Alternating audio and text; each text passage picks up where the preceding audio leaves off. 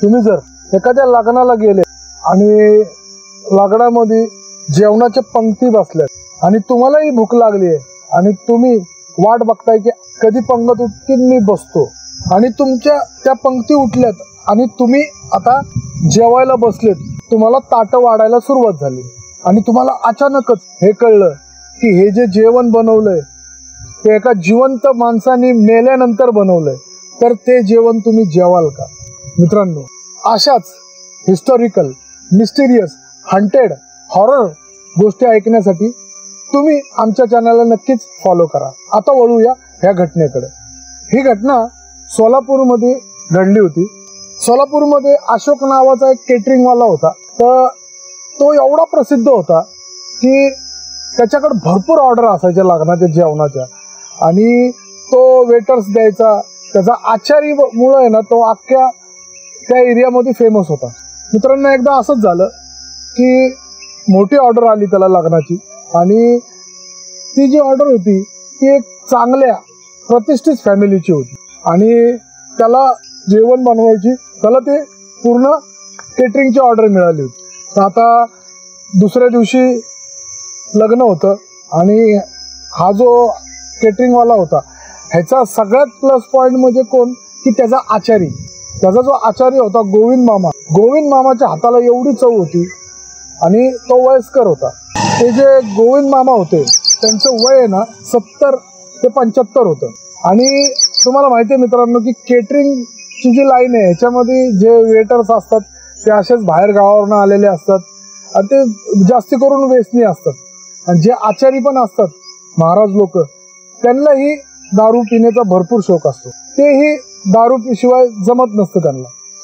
आता हा जो गोविंद मामा होता हा पण रेग्युलर देशी दारू पिणारा, पण कामाच्या बाबतीत चोख.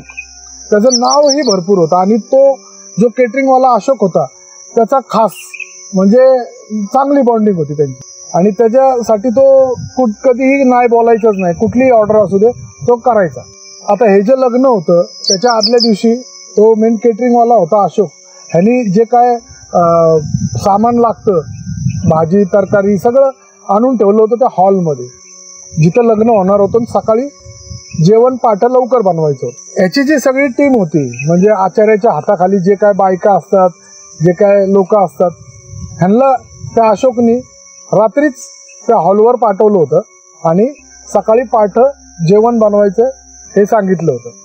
आणि हा जो अशोक होता हा दुपारी 12 वाजता तिथे येणार होता. तर हे सगळे गेले तिथं. तो गोविंद मामा, तो बाकी त्याच्या हाताखालची जेवढी बायका काही माणसं हे गेले. त्यांचं सामान वगैरे तिथं सगळं होतं, भांडी वगैरे होती, जे काय भाज्या लागतात, जे काय जेवण बनवायला सामान लागतं ते सगळं ठेवलं होतं. आता जो गोविंद मामा होता त्याला होता पिण्याचा नाद. त्याला रोज रात्री पाहिजे म्हणजे पाहिजे. मग त्यांनी काय आपल्याबरोबर आणली होती आणि त्याचे काही ठराविक लोक होते ते तिथं पीत बसले, कारण की त्यांना सकाळी लवकर उठायचं होता. रात्रीचे 10 वाजले होते. ह्यांनी काय कटिंग वगैरे बायका करत होत्या तोपर्यंत हे ते कटिंग होतोपर्यंत दारू पीत बसले. आता त्या दिवशी गोविंद मामाचे जे काही ठराविक लोक होती त्यांनी आपापली आणली होती.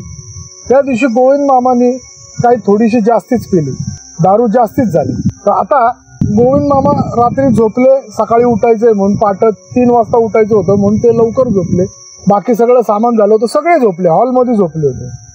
आणि जो गोविंद मामा होता तो अशा ठिकाणी झोपला होता की एक सेपरेट रूम होती हॉलची.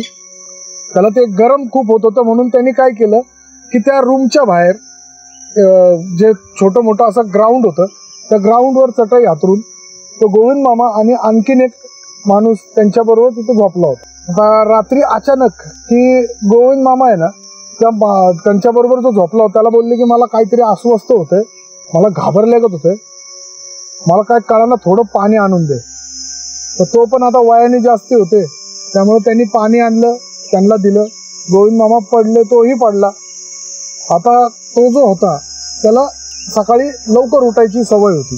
जो गोविंद मामा बरोबर झोपलेला तो लवकर उठला आणि त्यांनी बघितलं गोविंद मामा झोपलेत रात्रीचे, आता काय 2:30 पावणे 3 झालेत, आता थोड्या वेळाने उठतील आणि कामाला लागतील. म्हणून तो गेला, फ्रेश वगैरे झाला आणि आला. तो बघतोय तो गोविंद मामाने काम चालू केलं आणि गोविंद मामा तो ज्या ठिकाणी झोपला होता ना त्या हॉलच्या जे मागची साईड होती ते पटांगण ते तिकडे झोपले होते, त्यामुळे त्या साईडला कोणाला जायचा संबंधच येत नव्हता. हॉलची बॅक साईड होती ती.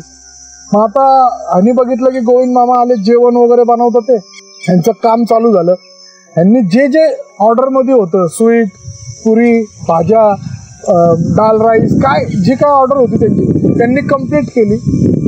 आणि आता हॉलमध्ये लोक यायला सुरुवात झाली. मग आता हे जे केटरिंगवाल्यांना रूम दिलेला असतो हा सेपरेटच असतो, जिथं जेवण बनवतात ते सेपरेटच असतं. मग त्यांचे जे काय वेटर्स वगैरे भरले होते जे आले, मग जेवण लावायला सुरुवात केली. मग जेवण वाढायला सुरुवात झाली. आता लोक जेवायला बसायला लागले. तर त्यावेळेस तो अशोक नावाचा जो केटरिंगची ऑर्डर घ्यायचा तो आला. आणि आता काय 12 वाजले होते. आता जेवण चाललेली बघून हा पण खुश झाला की बाबा मी यायच्या अगोदर चला, गोविंद मामा आहे म्हटलं काही टेन्शन नाही, ते बरोबर सगळं मॅनेज करतात. ते गोविंद मामा म्हणजे हुकमाचा एक्का त्याचा. तर त्यांनी आपलं जेवण बिवण सगळ्यांचं चाललंय बघितलं. तो त्या पार्टीशी बोलला, भेटला.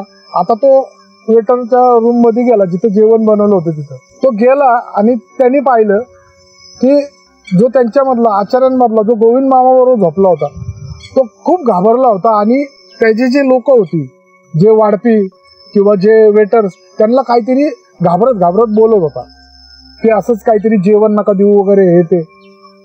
तर हा तिथं गेला आणि तो बोलला काय झालं, तू काय एवढा का घाबरला आणि काय बोलतोय तू. तो बोलला भाऊ अहो काय सांगू तुम्हाला. हा चिडून बोलला अरे सांग ना काय झालं. लोक जेवायची थांबलेत तिथं, एकच पहिलीच पंगत झाली, लोक थांबलेत पंक्तीची वाट बघत. वाढा ना पटकन जाऊन. तो त्याला म्हणाला अहो कसं वाढू साहेब, तुम्हाला माहिती आहे का काय झालं. बोलतो तेच तर विचारतोय काय झालं सांग ना. मग त्यांनी डायरेक्ट त्याला हाताला धरलं आणि पहिलं तर सांगितलं की हे जे आपण जिथं जेवण ठेवलं त्याचं दार लावा, बाहेरच्या कुणाला आत येऊन नका देऊ. त्या वेटर लोकांनी दरवाजा लावला. त्या बायका वगैरे तिथंच होत्या. ह्यांनी त्या अशोकला घेतलं जो मालक होता केटरिंगची ऑर्डर घेणं, आणि त्या हॉलच्या बॅक साईडला नेलं. तिथंच ते मागचा दरवाजा होता तिकडनं नेलं आणि दाखवलं. तर गोविंद मामा जिथं रात्री झोपले होते तिथंच नेलेले होते. ते बघून हा जो अशोक होता याला खूप भीती वाटली. अरे कसं काय झालं. बोलला काय नाही, रात्री मला फक्त एवढंच बोललो पानं आणून दे, मी आणून दिलं, ते झोपले. मी सकाळी उठलो कामाला लागलो, गोविंद मामा झोपलेले, पण येऊन बघतोय ते जेवण वगैरे केलं होतं त्यांनी. तो बोलले मग काय झालं, मग आता काय झालं यांना. तो बोलला अहो रात्रीच मेलेत ते, आणि जेवण कुणी बनवलं. त्या बायकाही बोलल्या आमच्या समोर गोविंद मामा जेवण बनवत होते, पण हा तर सांगतो की रात्री ते तिथंच झोपून होते. हा यायच्या अगोदरच गोविंद मामा इथे येऊन जेवण बनवत होते. हा झोपेतनं उठला ज्यावेळेस त्याच्या अगोदरच.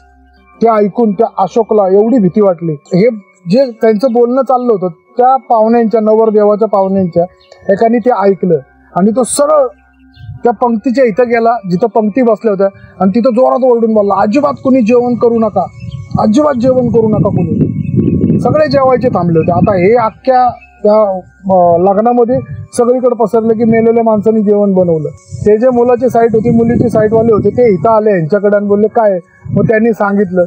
अशोक म्हणाला की याच्यात माझी काय चुकी आहे साहेब, तो माझा खास आचारी होता, आणि पण एवढं तर मला खूप त्याच्याबद्दल आदर वाटतोय की तो मेल्यानंतरही त्यांनी माझं काम अधुरं नाही राहून दिलं, त्यांनी सगळ्यांसाठी जेवण बनवलं. ते ऐकून हे जे लग्न ज्या 2 परिवारांचं होतं त्यांनी अशोकला काही केलं नाही, काही बोलले नाही.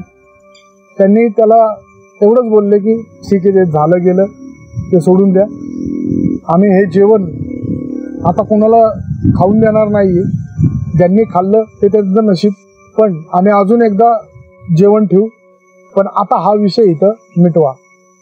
ह्या स्टोरीमधनं एक आपल्याला मेसेज मिळतो की एखादा माणूस कामाबाबतीत जर खूप सिरियस असेल आणि त्याच्यामध्ये तो कलाकार असेल तर तो मेलाही तरी तो त्या कामाबाबतीत इमानदारच असतो. मित्रांनो, त्याच्यानंतर त्या जे 2 परिवारांमध्ये लग्न होतं त्यांनी एक 15 दिवसानंतर पुन्हा एक लॉन्समध्ये अशोकलाच ऑर्डर दिली, त्याच्याकडनं जेवण बनवून घेतलं आणि ते सगळ्यांना आवडलं आणि भरपूर लोकांनी त्या जेवणाची तारीफ केली. तर अशोक म्हणतो जेव्हा केटरिंगवाला, तो बोलतो की त्या दिवशीही मला असं जाणवत होतं की मी जो आचारी लावलाय गोविंद मामा त्याच्या आसपासच होते आणि त्याला सांगत होते काहीतरी, असं मला जाणवतं. त्याशिवाय एवढं भारी गोविंद मामाच्या हाताची चव तसंच जेवण बनवलं त्यांनी. मित्रांनो, ही जी घटना आम्हाला पाठवली आहे, ही घटना अशोक जो आहे केटरिंगवाला त्याच्याच भावाच्या मुलांनी पाठवली, त्याच्या चुलत्याबरोबर ही घटना घडली होती. मित्रांनो, अशाच हिस्टॉरिकल, मिस्टिरियस, हंटेड, हॉरर गोष्टी ऐकण्यासाठी तुम्ही आमच्या चॅनलला नक्कीच फॉलो करा. धन्यवाद.